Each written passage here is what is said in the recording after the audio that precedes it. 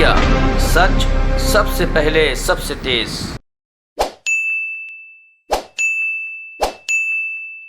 देखिए, दिल्ली के अंदर जो प्रदूषण जाड़े के समय में बढ़ता है, अभी तक की सारी स्टडीज़ ये बता रही हैं कि वो उसका दो हिस्सा है। एक हिस्सा है जो दिल्ली के अंदर से प्रदूषण पैदा होता है, जिसमें vehicle pollution, dust pollution, biomass burning का पोल्यूशन होता है। और दूसरा जो पोल्यूशन है वो बाहर से आता है। आज हमने RWA, इको क्लब्स, अलग अलग जो इन्वायरमेंटल सामाजिक संगठन हैं उनके साथ हमने संवाद किया। उसका जो पहला उद्देश्य है कि प्रदूषण जब पैदा हो जाता है उसको रोकने के लिए सरकार बहुत सारे कदम उठा रही है, लेकिन वो प्रदूषण पैदा करता है कोई, और वो हम सब दिल्ली वाले मिल के पैदा करते हैं। हम सब अपने हिस्से का प्रदूषण पैदा करते हैं। जो छोटे प्रदूषण के उत्सर्जन से मिल करके फिर वो दिल्ली का इतना बड़ा प्रदूषण बनता है। तो सरकार इस बार कोशिश कर रही है कि इसे कैसे एक जन आंदोलन बनाया जाए, कि हम अपने हिस्से का प्रदूषण पैदा करते हैं उसको कैसे हम रोक सकते हैं एज ए इंडिविजुअल। जैसे हमारे घर में कोई ज़रूरत होती है तो एक एक सामान के लिए हम 5 बार मार्केट में बाइक लेके जाते हैं। कभी चाय कम पड़ जाती है तो हम बाइक लेके दौड़ जाते हैं, कभी चीनी कम पड़ जाती है हम बाइक लेके दौड़ जाते हैं, कभी आटा कम पड़ जाता है हम बाइक लेके दौड़ते हैं। हम हर परिवार बैठ करके ये प्लान बना सकता है कि हमें हफ्ते में किन सामान की ज़रूरत है, और एक बार भी अपनी गाड़ी लेकर के जा सकते हैं हम और मार्केट से सारा सामान लेकर आ सकते हैं। व्हीकल पोल्यूशन को हमने कम किया। वैसे ही आज तो ये सारा जो संवाद हम कोशिश कर रहे थे कि लोगों की ओपिनियन गैदर करना कि ये लोग क्या सोचते हैं, क्योंकि अपने अपने स्तर पे ये लोग काम कर रहे हैं, क्योंकि RWS के लोग समाज के स्तर पे काम कर रहे हैं। मुख्य तौर पर जो अभी इन लोगों की तरफ से सजेशंस आए हैं, सुझाव आए हैं, उसमें जैसे रेड लाइट ऑन गाड़ी ऑफ कैंपेन हमने किया। अधिकतम लोगों ने इसका सपोर्ट किया है कि उस कैंपेन को दोबारा जारी रखा जाए, जिससे कि उसमें लोगों का एक पार्टिसिपेशन होता है, जिसमें उनका काम प्रभावित नहीं होता है, लेकिन जो पोल्यूशन होता है उसको कम करने में उस समय का उनका योगदान होता है। दूसरा, RWS अपने अपने स्तर पे कार पूलिंग को प्रमोट करें, इसका सजेशंस लोगों ने दिया है और कईयों ने कहा है कि हम अपनी जगह करते हैं। जैसे अभी आज इन्होंने कहा कि इलेक्ट्रिक व्हीकल पे हम हैं, लेकिन हम कार पूल करके आए 2 लोग मीटिंग में, तो इसका सजेशन आया है। तीसरा जो सजेशन आया है कि ख़ासतौर से जाड़े में जो ये बायोमास बर्निंग होती है जगह जगह, तो वो गार्ड जो ड्यूटी करते हैं, नाइट ड्यूटी पे जो लोग होते हैं, वो लोग अलाव चलाते हैं, क्योंकि उनके पास कोई ऑप्शन नहीं होता है, रात भर जगना है। तो ये सजेशंस आया है कि RWA, NGOs और जो एजेंसी हैं, कंस्ट्रक्शन एजेंसीज हैं या और जो एजेंसियां हैं जो वर्कर्स को रखते हैं काम पर, उनको उनके लिए एक गाइडलाइन जारी किया जाए कि वो उनके लिए हीटर का प्रबंध करें, जिससे कि पूरे दिल्ली के अंदर जो बड़े स्तर पे बायोमास बर्निंग होती है उसको रोका जा सके।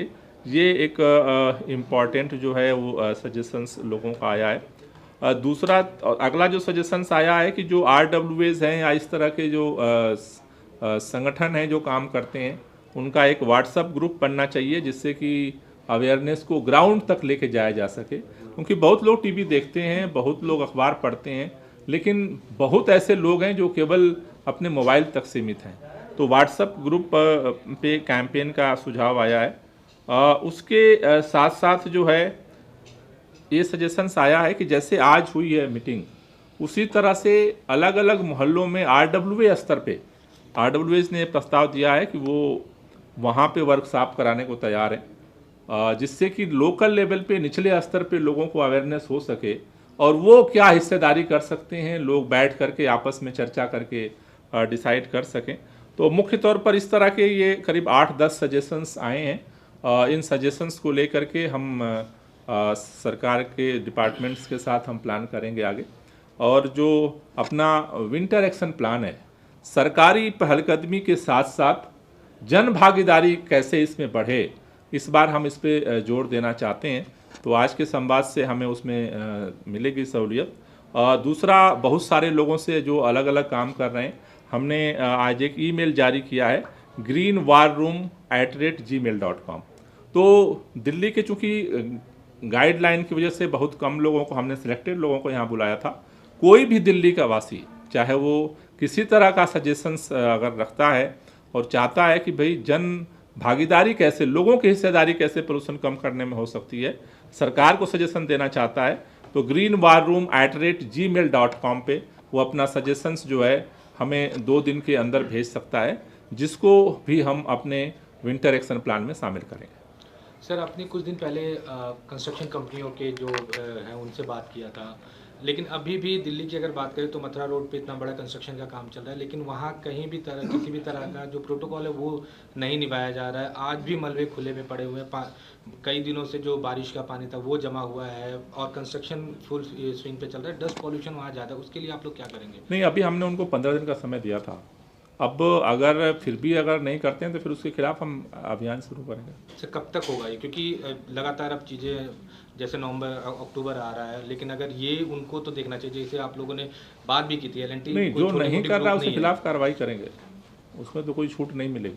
सर, मैं लक्ष्मी ब्रीत प्लग से हूँ और हम लोग इसी तरह से सस्टेनेबिलिटी स्टोरीज़ करते हैं। मुझे आपसे पूछना था कि कितना ज़रूरी है लोगों को सेंसिटाइज करना कलेक्टिव एक्शन के लिए, आप कह रहे हैं जन भागीदारी के लिए, कितना ज़रूरी है कि हम साथ में बिहेवियरल चेंज के लिए काम करें?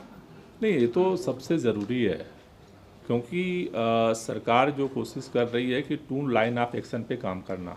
1 थिंग, हम जो पैदा करते हैं पोल्यूशन, उसको ही रोका जाए, पैदा होने से ही रोका जाए। सेकंड, जो पैदा हो चुका है उसको कैसे कंट्रोल किया जाए।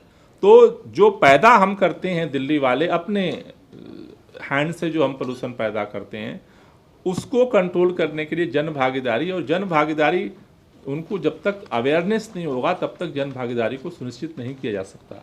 तो आज जो हमने ये शुरुआत की है वो उसी दिशा में शुरुआत की है।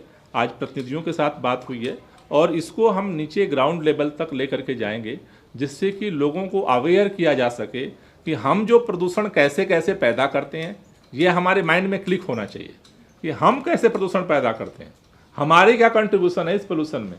जब आपके माइंड में ये क्लिक करता है तो फिर आप सोचने लगते हो, कभी कभी याद आ जाता है कि नहीं, ये काम नहीं करूँगा, ज़रूरी नहीं है तो नहीं करूँगा। कई बार हमारी आदतन हम वो काम करते हैं जिसकी हमें ज़रूरत नहीं होती है। जैसे मैंने कहा, रेड लाइट पे गाड़ी चालू रखना, उसकी हमें ज़रूरत नहीं है, लेकिन एक हैबिट बन गया है कि वो बगल वाला चालू रखा है तो मैं बंद कैसे रखूँ, ज्यों रेड लाइट होगी वो तो चला जाएगा, मैं रुक जाऊँगा। तो ये इस तरह के अवेयरनेस के लिए ही ये आज जो शुरुआत हुई है लोगों के साथ, इसको हम और नीचे तक ले जाएंगे, जिससे कि और लोग अवेयर हों और अपने हिस्से पे, अपने स्तर पे भी लोग अवेयर हो करके जो प्रदूषण पैदा होता है उसको पैदा होने से पहले ही रोक सकें। एंड सरकार के लेवल पे जो हम एफर्ट कर रहे हैं कि जो पैदा हो जाता है उसको कैसे फिर कंट्रोल किया जाए। सर, आमतौर पर दिल्ली में तो सरकार आप प्रदूषण पे काम कर रहे हैं, लेकिन आप कहते हैं कि पड़ोसी राज्यों को सपोर्ट मिलना चाहिए। पड़ोसी राज्य की बात ना करें, सिर्फ नगर निगम की बात करें, तो क्या लगता है कि नगर निगम से भी जो बेसिक तौर पर, लोकल तौर पर जो सपोर्ट मिलना चाहिए वो सरकार को मिल पा रहा है? देखिए, अभी पिछले साल हमने काफ़ी ज्वाइंट अभियान चलाया था और जहाँ जहाँ गैप रह गया है, हमने जो पीछे मीटिंग की थी सारे एजेंसीज़ के साथ, तो हमने डिस्कस किया है। तो इस बार हम कोशिश कर रहे हैं कि जो जो गैप रह गए थे उसको भी पूरा किया जाए। तो बेसिकली देखो, वो सेंसिटिविटी का मसला है, क्योंकि प्रदूषण एक ऐसा मसला है कि हम सबकी सांस से जुड़ा है। एजेंसी कोई भी हो, सरकार कोई भी हो, दिल्ली में जो रह रहा है उसे सांस लेना है, और सांस लेना है तो फिर अगर वो सांस प्रदूषित है तो उसके समाधान के बारे में सोचना पड़ेगा। तो मुझे लगता है कि एजेंसीज अलग अलग हैं, ये बात ठीक है, लेकिन सेंसिटिविटी के लेवल को हम बढ़ाने की कोशिश कर रहे हैं, जिससे कि उनको लगे कि ये मेरा काम है। बात एमसीडी में तो ड्यूटी वो कर रहे हैं ना, उनके बच्चे तो एमसीडी में नहीं है, आने वाली पीढ़ी एमसीडी में नहीं रहेगी, लेकिन फिर भी उनको संकट तो होना है। तो हमारी जो कोशिश ये है कि जो एक्शन है, एक्शन लेने के साथ साथ सेंसिटिविटी को बढ़ाया जाए लोगों को ओनरशिप आए कि हमारी ये प्रॉब्लम है तो हमें इसे सॉल्व करना है। अब वो जहाँ है वहाँ से वो कंट्रीब्यूट कर सकते हैं, वो एमसीडी में है तो एमसीडी से कंट्रीब्यूट कर सकते हैं, कोई डीडीए में काम कर रहा है डीडीए से कंट्रीब्यूट कर सकता है, कोई आरडब्ल्यूए में काम कर रहा है आरडब्ल्यूए से कंट्रीब्यूट कर सकता है। आप सारे मीडिया में हो, आप भी कंट्रीब्यूट कर सकते हो, क्योंकि this is a our collective duty. ये कॉन्शस पैदा हो, इसके लिए हम पैरेलल एक्शन के साथ इसके लिए हम ये कोशिश कर रहे हैं। और मुझे भरोसा है कि आज जो डायलॉग हुआ है ये धीरे धीरे और आगे बढ़ेगा। तो मुझे लगता है कि हम समाज के लेवल पे इस कॉन्शसनेस को अगर डेवलप करेंगे तो एक कलेक्टिव रिस्पॉन्सिबिलिटी आएगी और उससे प्रॉब्लम्स जो हैं, जो अलग अलग एजेंसीज के जो प्रॉब्लम्स हैं वो रिजॉल्व होंगे। लेकिन सर नगर निगम से पूछा जाता तो ये कहती है कि हमको फंड ही नहीं देती सरकार, तो हम कैसे काम करें, कर्मचारियों तक को सैलरी देने का पैसा नहीं है। अभी बात करें सिर्फ अगर दूसरे डिपार्टमेंट की तो उन्होंने टीचर्स तक निकाल दिए हैं कि हमारे पास पैसा नहीं है, सरकार ने फंड रिलीज ही नहीं किया सैलरी देने के लिए। तो वो डिबेट बहुत समय से चल रही है। सरकार ने जितना पैसा दिया आज तक किसी ने पैसा नहीं दिया।